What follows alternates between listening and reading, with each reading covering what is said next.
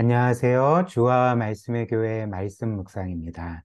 오늘은 시편 14편의 말씀 함께 묵상하며 성경이 우리에게 알려주는 참된 지혜와 어리석음이 무엇인지 함께 알아가 보면 좋겠습니다.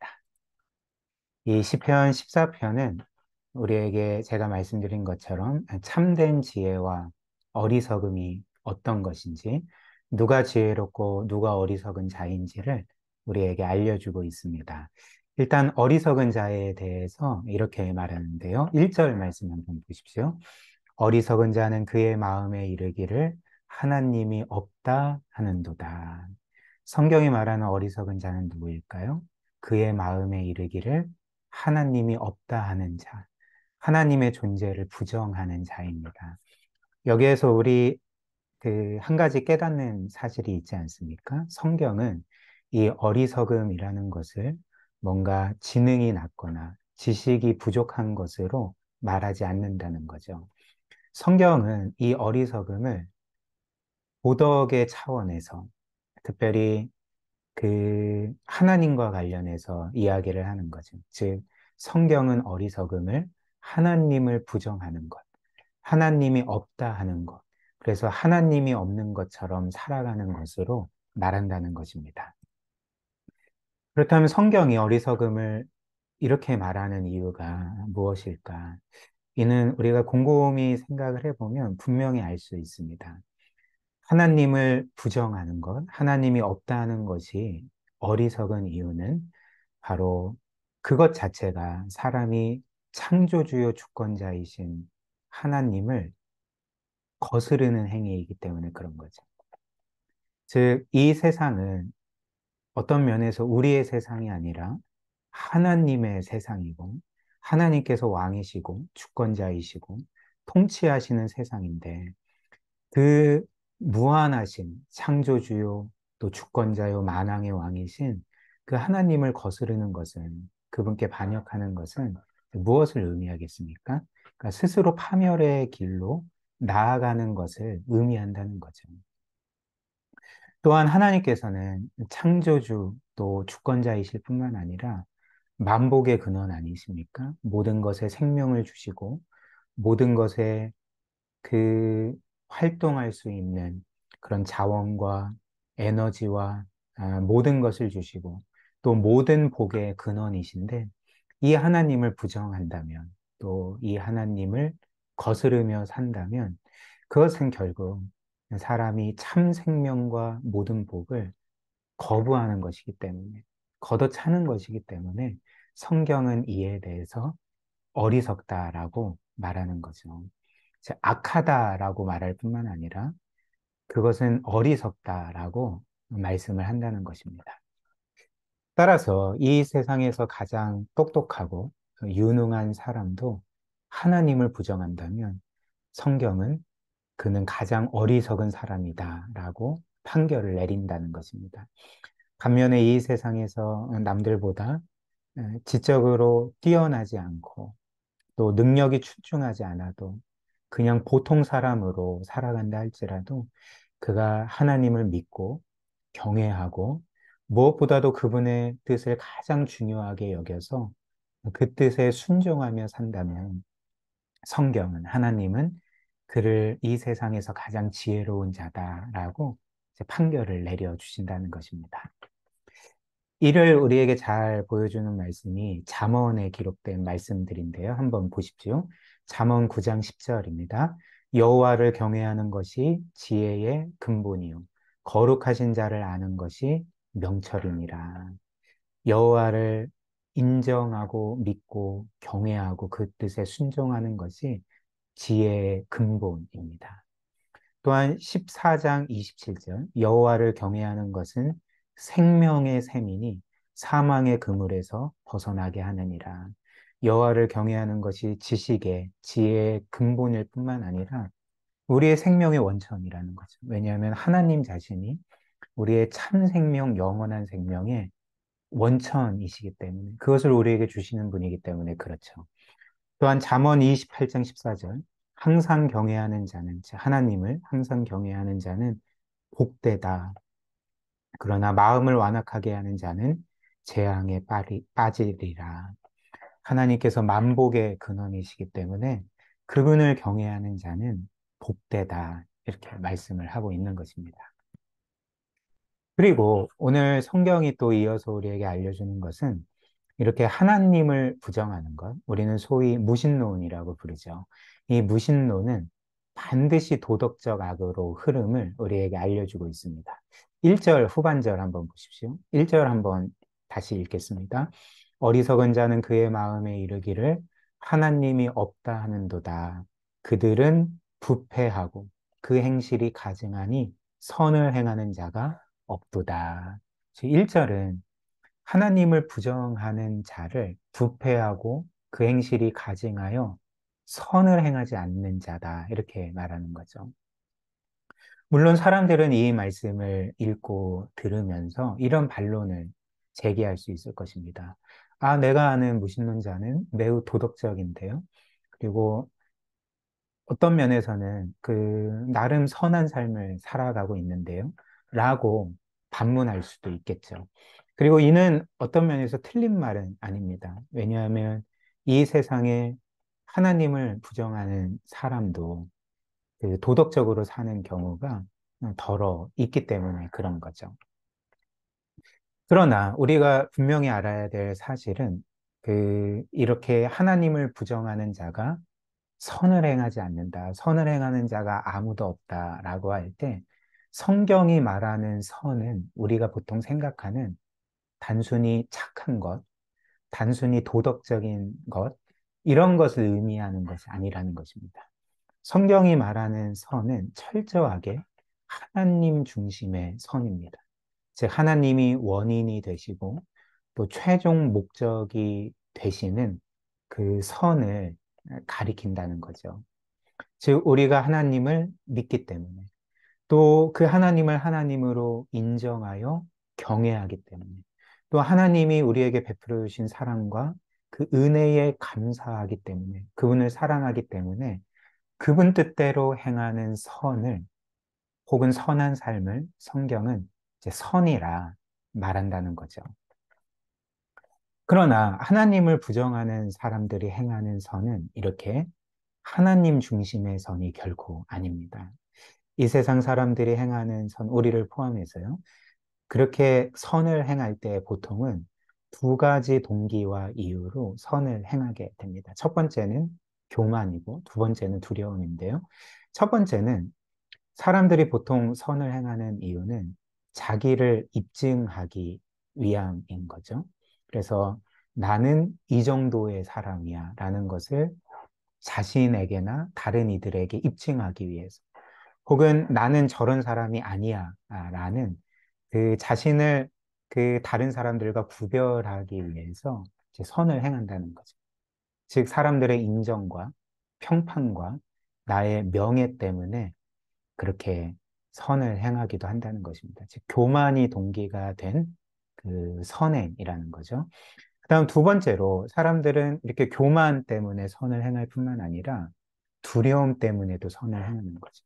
즉 내가 선을 행하지 않으면 착하게 살지 않으면 도덕적으로 살지 않거나 법을 어긴다면 자신이 받게 될 그 사회적인 불이익이나 형벌이 두려워서 어떤 면에서 어쩔 수 없이 선을 행하게 된다는 거죠. 그래서 내가 이런 짓을 저지르면 사람들이 나를 싫어할 거야. 혹은 내가 이런 짓을 혹은 이런 삶을 살면 나는 사회적으로 지탄을 받거나 불이익을 당하거나 형벌을 받게 될 거야. 그러니까 이런 동기로 선을 행하기도 한다는 것입니다. 그래서 교만을 동기로 선을 행하든지 혹은 두려움 때문에 선을 행하든지 이 두 경우라는 거죠. 또한 사실 한 사람이 하나님을 부정하게 되면 그 사람은 자신이 진짜 선을 행해야 될 그 모든 근거를 잃어버리게 됩니다. 내가 선한 삶을 살아야 된다는 확실한 근거를 다 잃게 된다는 거죠. 왜 그럴까요?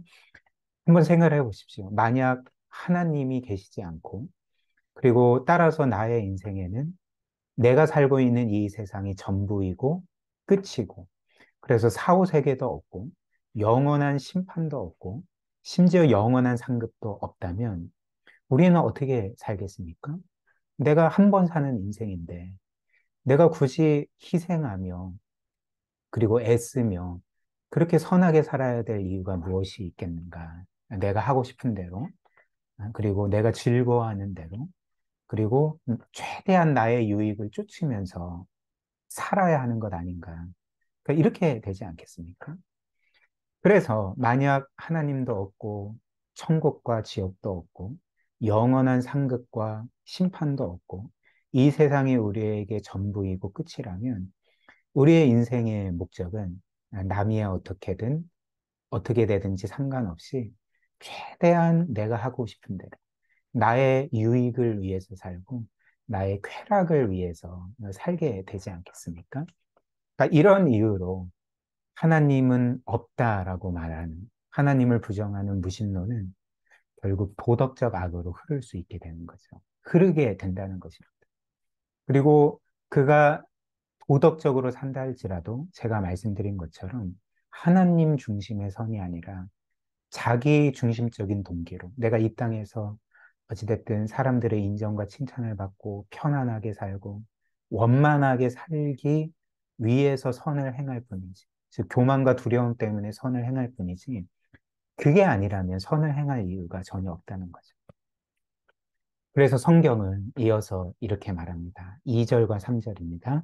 여호와께서 하늘에서 인생을 굽어 살피사 지각이 있어 하나님을 찾는 자가 있는가 보려 하신즉 다 치우쳐 함께 더러운 자가 되고 선을 행하는 자가 없으니 하나도 없다. 하나님 중심의 선을 행하는 자는 단 한 사람도 없다. 그리고 하나님께서는 이렇게 하나님이 없다 말하는 사람들. 하나님은 분명히 살아계신데도 그분을 부정하고 거스르는 자들을 반드시 심판할 거라고 경고하십니다. 5절부터 7절입니다.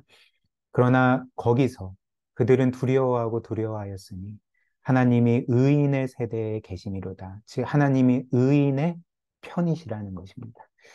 너희가 가난한 자의 계획을 부끄럽게 하나 오직 여호와는 그의 피난처가 되시도다. 이스라엘의 구원이 시온에서 나오기를 원하도다. 여호와께서 그의 백성을 포로된 곳에서 돌이키실 때에 야곱이 즐거워하고 이스라엘이 기뻐하리로다. 하나님은 그분을 믿고 경외하고 순종하는 자는 구원하시겠지만 그렇지 않는 자는 심판하실 것입니다. 그래서 5절처럼 그들은 두려워하는 거죠. 하나님을 부정하면서 동시에 정말 뭔가 모르는 정말 하나님께서 계실지도 모른다는 그리고 만약 하나님께서 계신다면 나는 반드시 심판을 받을 거라는 두려움을 갖고 살게 된다는 것입니다. 이는 이 세상 모든 사람들에게 해당되지 않습니까? 그렇다면 이제 마지막으로 이렇게 하나님은 없다라고 말하는 사람들에게는 희망이 전혀 없을까요? 그렇지 않죠. 그들에게도 얼마든지 희망이 있습니다. 왜 그럴까요? 왜냐하면 그리스도께서 위하여 죽으신 사람들은 원래 하나님을 인정하거나 그분을 두려워하거나 혹은 그리스도를 믿고 순종하는 사람들이 아니었기 때문에 그렇죠. 그리스도께서 위하여 죽으신 사람들은 누구였습니까? 과거에 하나님을 부정하던 사람들, 하나님을 거스르던 사람들, 하나님께 반역하며 살던 사람들, 하나님이 아닌 자기 자신이 우주의 중심인 것처럼 살아가던 사람들을 위해서 그리스도께서 죽으셨기 때문에 그렇습니다. 이를 잘 보여주는 것이 사도행전 2장 말씀인데요. 오순절 성령 강림 사건 후로 곧바로 사도 베드로는 당시 예루살렘에 있던 사람들에게 이렇게 선포했죠. 한번 보십시오. 36절부터 읽겠습니다. 그런즉 이스라엘 온 집은 확실히 알지니 너희가 십자가에 못 박은 이 예수를 하나님이 주와 그리스도가 되게 하셨느니라 하니라. 그들이 이 말을 듣고 마음에 찔려 베드로와 다른 사도들에게 물어 이르되 형제들아 우리가 어찌할꼬 하거늘 베드로가 이르되 너희가 회개하여 각각 예수 그리스도의 이름으로 세례를 받고 죄 사함을 받아라. 그리하면 성령의 선물을 받으리니 이 약속은 너희와 너희 자녀와 모든 먼데 사람 곧 주 우리 하나님이 얼마든지 부르시는 자들에게 하신 것이라 하고 또 여러 말로 확증하며 권하여 이르되 너희가 이 패역한 세대에서 구원을 받으라 하니 베드로의 설교에 마음의 찔림을 받고 그렇다면 우리가 어떻게 해야 됩니까? 우리는 심판받는 것입니까? 우리가 그리스도를 죽게 한 장본인들입니다. 라고 했을 때 베드로가 뭐라고 합니까? 38절처럼 그럼에도 불구하고 너희가 회개하고 그리스도의 이름으로 세례를 받고 죄 사함을 받을 수 있다. 그리하면 너희가 성령을 선물로 받고 구원에 이를 수 있다. 말하는 거죠. 무슨 말일까요? 심지어 그리스도를 못 박은 사람들이라 할지라도 그리스도께서 그들을 위해 못 박히신 것이었기 때문에 그들이 그리스도를 믿게 되면 죄 용서받고 구원받게 된다는 것입니다.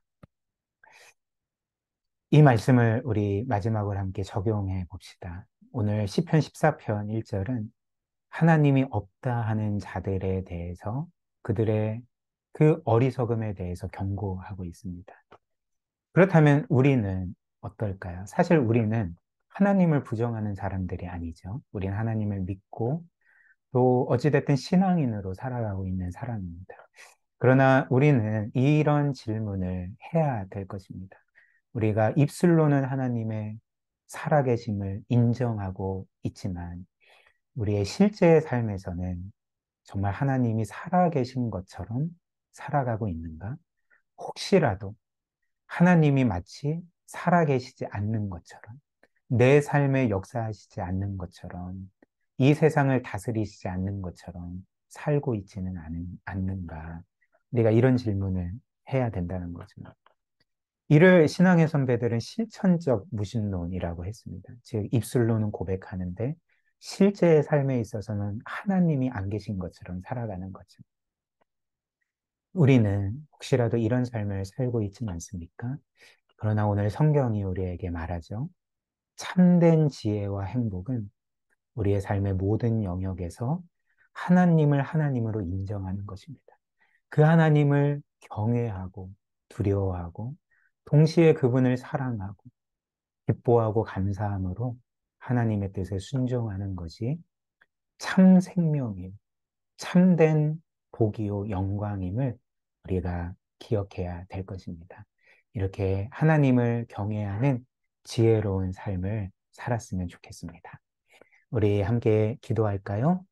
우리가 오늘 말씀에서 본 것처럼 우리가 실천적 무신론에 빠지지 않도록, 즉 입술로는 고백하지만 마치 하나님이 안 계신 것처럼 그렇게 살아가지 않고 정말 우리 하나님을 살아계신 하나님으로 매 순간 인정하고 믿고 경외하고 사랑함으로 하나님의 뜻대로 살게 해달라고 말씀 기억하며 기도하도록 하겠습니다.